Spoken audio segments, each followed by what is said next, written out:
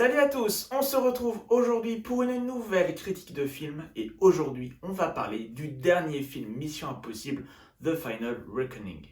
Nos vies sont la somme de nos choix. C'est ta raison d'être, ta destinée. Je n'ai pas de regrets. Tu ne devrais pas en avoir.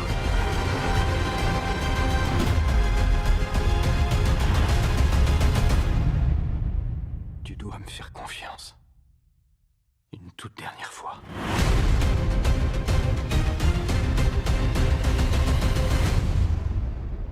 Mission Impossible The Final Reckoning, c'est un film réalisé une nouvelle fois par Christopher McQuarrie avec évidemment au casting Tom Cruise, avec également Ali Atwell, avec Pom Klementieff, avec Simon Pegg. Encore une fois, un casting pléthorique dans la lignée du précédent volet. Puisque The Final Reckoning, c'est la suite directe de Mission Impossible The Dead Reckoning. À la base, c'était censé être un même film, découpé en deux parties, mais le tournage de cette partie 2 a mis quelques temps, notamment à cause de la grève des scénaristes. Mais ça y est, le dernier film de la saga Mission Impossible débarque dans nos salles. L'histoire de ce film, très vite résumé, c'est la suite directe de Mission Impossible. L'entité gagne du terrain, c'est une menace de plus en plus grande, une menace qu'Ethan Hunt va essayer d'empêcher, mais encore une fois tout en agissant en solo, en n'obéissant pas aux ordres, puisque même si l'entité est une énorme menace, elle est aussi une menace entre de mauvaises mains. Et globalement, Ethan Hunt a envie de l'arrêter sans pour autant la mettre à disposition des États-Unis. Il va donc devoir faire face à l'entité elle-même, à ses sbires comme Gabriel, mais également à sa patrie pour éviter une guerre qui mettrait fin à l'humanité. L'existence de notre monde repose donc sur ses épaules. C'est très vite résumé, mais évidemment, on va en parler plus en détail. Cette critique, elle est totalement sans spoiler. Ne vous inquiétez pas, vous pouvez la regarder.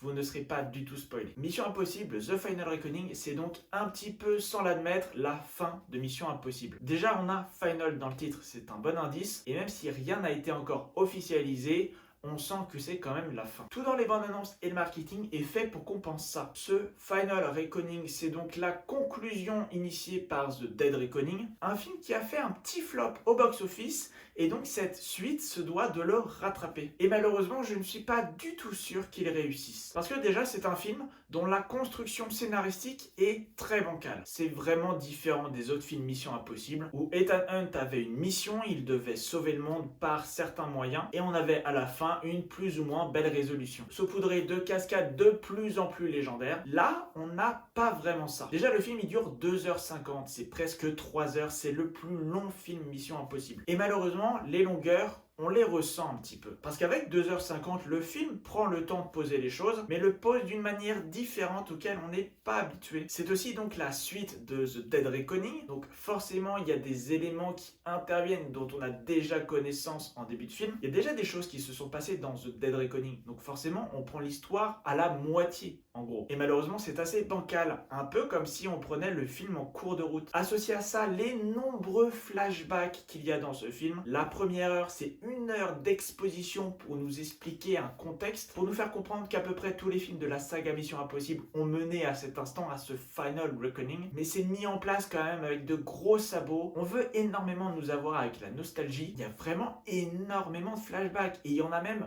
beaucoup trop. Si vous avez déjà vu la saga Mission Impossible, vous connaissez son histoire, et quand bien même vous avez vu les films depuis un certain temps, clairement ce qui nous est remontré dans les flashbacks, ça ne sert pas grand chose. Si vous n'avez pas vu les anciens Missions Impossible, pas de souci, vraiment. Par contre, regardez évidemment The Dead Reckoning. Du coup, cet effet nostalgique que souhaite apporter le film, il est un peu raté. Parce que de la nostalgie, on s'en prend plein la gueule et on s'en prend beaucoup trop. Ça casse le rythme du film, c'est pas du tout opportun. Également, comme les bandes annonces le laissaient présager, il va y avoir des sacrifices. Donc on sent très bien qu'on est vraiment sur la fin de la saga. D'ailleurs, Tom Cruise a quand même plus de 60 ans. Et même si au final, la saga Mission Impossible, on l'aime, on l'apprécie énormément par ses cascades, avant tout par ses cascades et par ce Tom Cruise énorme, et mine de rien, pour ce dernier film, on reste un petit peu sur notre faim. Parce que même si le film n'hésite pas à nous montrer tous les enjeux, à nous faire comprendre que tout le monde peut y passer, on n'a pas peur plus que ça pour Ethan Hunt. C'est le personnage principal de la saga, et généralement un personnage principal, ça ne meurt pas. Mais au-delà de ça, j'ai l'impression que Tom Cruise nous avait habitués à des cascades plus grandiloquentes. Je ne remets absolument pas en doute la sincérité et le fait qu'il se soit donné pour ces cascades dans ce Final Reckoning, mais dans ce film, c'est un petit peu moins impressionnant. Et surtout, je trouve trouve que ces scènes de cascade ont des longueurs, contrairement aux précédentes qui avaient un effet un peu plus punchy. Là, on comprend que c'est difficile, que même ce que fait Tom Cruise, c'est presque surhumain, mais pour autant, moi personnellement, ça m'a un peu moins impressionné. Peut-être aussi qu'on s'habitue à voir Tom Cruise faire des dingueries à chaque fois et qu'on devient peut-être un peu plus exigeant. Là, malheureusement, les cascades sont un cran en dessous et le scénario très en dessous aussi. Le scénario finalement consiste juste à cette nostalgie dont je vous parlais précédemment, de faire le lien entre les films précédents, des fois avec juste de la remise en contexte, des fois avec l'apparition de personnages. On va pas vraiment voir un Mission Impossible pour son scénario. Mais là, clairement, c'est pas du tout pour ça qu'il faut aller voir ce film. Je dirais qu'il faut quand même aller voir ce film parce que c'est un beau spectacle. Ça dure 2h50, donc vous en avez pour votre argent. Il y a du cœur vraiment qui a été mis dans ce film. C'est une bonne conclusion de saga néanmoins, même si évidemment on a eu des épisodes qui étaient bien meilleurs. Ça ne reste pas moins un film sympathique avec de jolis plans, avec un effort qui est quand même fait au global sur le grandiose. Mission Impossible, ça a toujours été une saga que j'ai aimée. Et non, ce dernier épisode ne me fait pas changer d'avis. Soyons conscients de la chance qu'on a d'avoir un Tom Cruise aussi balèze, parce qu'il n'y a vraiment pas grand monde qui se donne autant sur un film. Voilà pour cette critique de Mission Impossible The Final Reckoning.